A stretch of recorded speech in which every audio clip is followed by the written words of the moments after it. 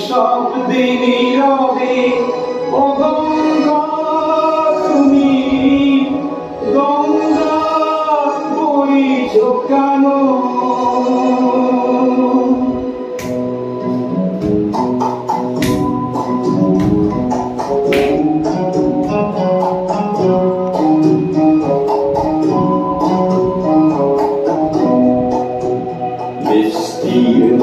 পারে অসংখ্য মানুষের হাহাকার শুনেও নিঃশব্দে নীরবে ও